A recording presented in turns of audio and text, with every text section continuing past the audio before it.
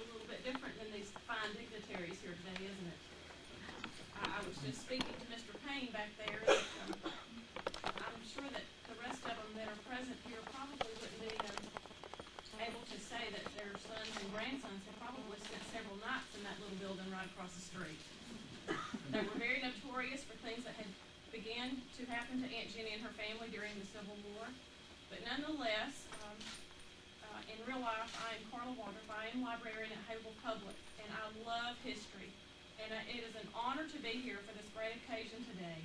And I am so pleased to say that this building that is so much a character and such a part of Winston County's fine, rich heritage has been restored to its full luster.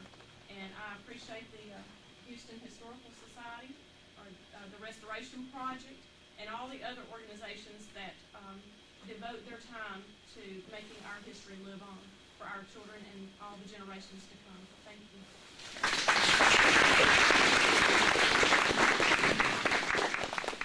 Governor, may I say one thing? Yes, today is Aunt Jenny Johnson's birthday. Happy birthday, Aunt Let's sing happy birthday, Aunt Jenny Johnson. Historically, it really is her birthday today, Aunt Jenny's birthday. Happy birthday to you.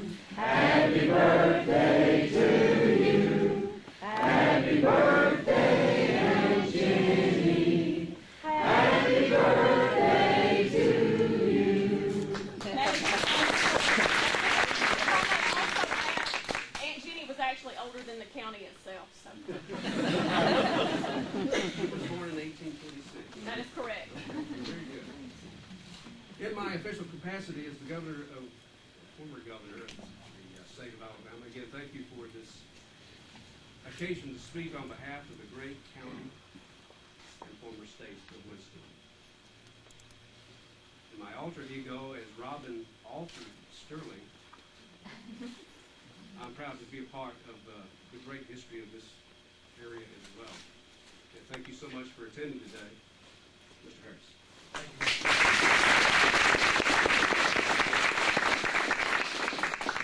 Once we're dismissed and we go back across the street for a few minutes, you'll have the pleasure of seeing the historical marker unveiled. And I'm proud to say that the text that you'll be reading on both sides of that marker was written by Mr. Robin Stern. Robin, thank you for that contribution. And now, the speaker of our hour, who has about 3 minutes. Ms. Liz Brown from up there.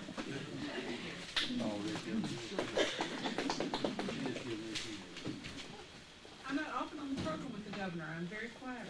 A couple of years ago, some friends and I went to see a movie called Grass Park. It's a Truman Capote story, and it was filmed in Alabama. And we sat down in our seats, and the movie started, and we got to the little town, and a friend of mine, one of the friends who was with me, kind of threw herself back in her seat and folded her arms across her chest and said, "Well, this is bogus.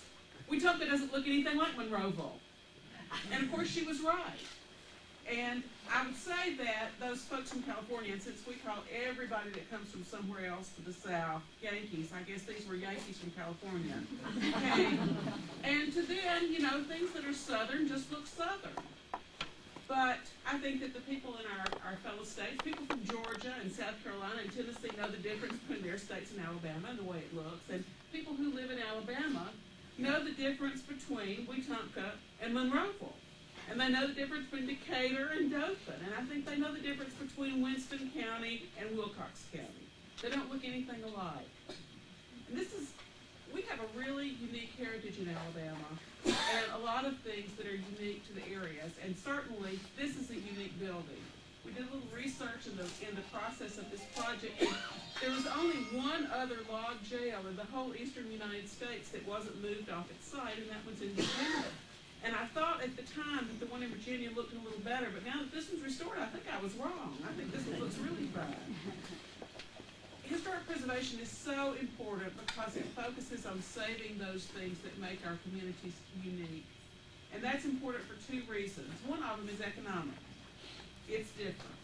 People want to see it. Nobody in this room puts their family in the car the day after Thanksgiving when everybody's tired of one another and drives to the Jasper to look at Hardee's. Why? Because Hardee's and Jasper looks like Hardee's everywhere else in this country. But there's not another building like the Houston jail. The other reason is a heart reason, not a financial reason. It's a heart reason because these are the kinds of buildings that make people feel tied to Alabama, that make them recognize their communities, that build the memories that build our state. Someone told a story this morning about when they went to the lake. They came to the Houston jail and they turned. And that's a landmark for them. And it's one of those things that makes our children feel connected to Alabama as a state. I'm really pleased to be here. And I was really delighted when those two guys from up here, Rick and some others, came to see me and pushed some photographs across my desk and said, we think we need to do something and we want to do the right thing. And as a professional, bossy woman, there's nothing more encouraging to me than people who do what I tell them to do. And I was perhaps not so much any kind of leader in this. I was sort of like the bumper in an old-fashioned pinball machine. They ran up against me every now and then, but the energy was all y'all's. And you accomplished a wonderful thing. And I want you to know how proud I am of your efforts in saving this wonderful building. 10 years ago, I wouldn't have given you a nickel for it. Today, I don't think you could sell it to anybody for any price. And in recognition of your efforts, I've brought a certificate. The jail's been on the National Register of Historic Places for a long time, but now I really think it deserves this certificate. And Rick, I want to present this to you and the Houston Historical Society.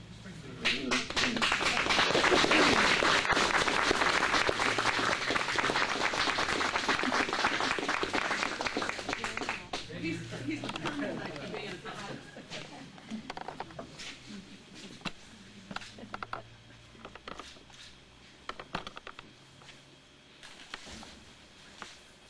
Thank you.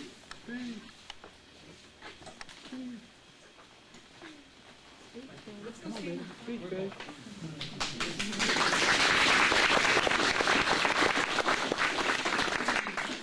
We just sank your fingers in cold now. We're going to go outside for a little bit.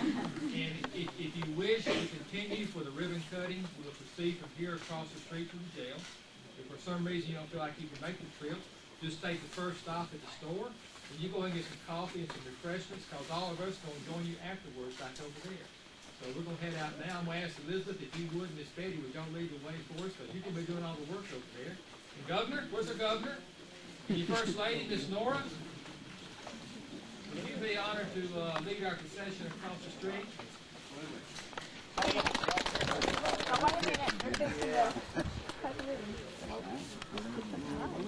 Yeah.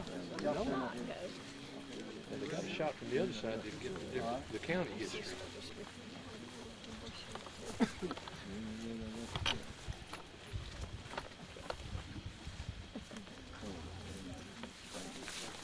Are there any other members of the Alford family here in the audience?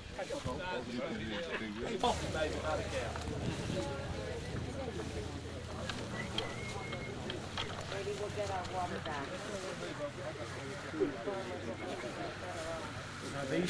How many are representatives of the family?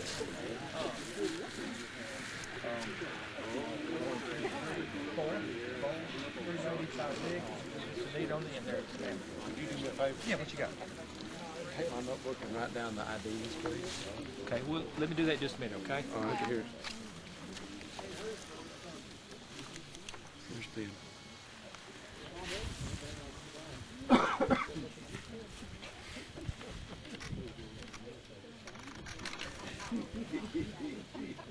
And once they're complete, I want our role players, Governor and First Lady, Uncle Dick, Aunt Jenny, Sheriff, who else we have?